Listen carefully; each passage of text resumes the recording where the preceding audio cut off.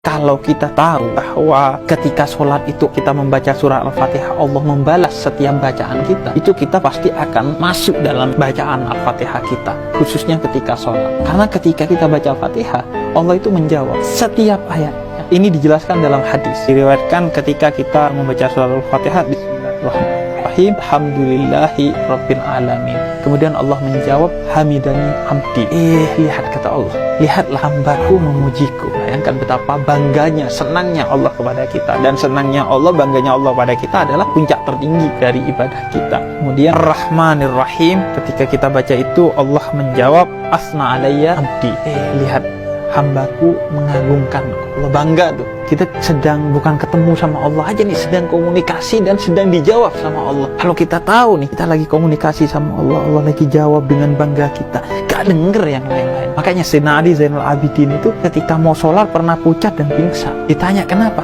Karena mau ketemu Allah ini. Makanya Sayyidina Ali bin Abi Thalib ketika dibunuh oleh Abdurrahman ibn Muljam itu gak sadar karena dia lagi sholat. Dan setelah ditebas lehernya, justru ketika dalam keadaan luka dan dibawa ke rumahnya, kata Sayyidina Ali, jangan apa-apakan orang itu. Kalau dia butuh minum, kasih minum.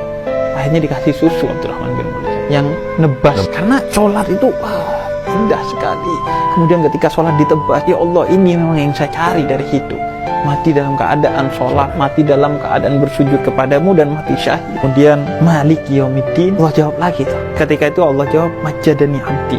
Hambaku menyucikanku, memposisikan aku di atas segalanya. Jadi 3 kebanggaan ketika kita membacakan 3 ayat pertama dari surat Al-Fatihah, atau 4 ayat pertama dalam surat Al-Fatihah.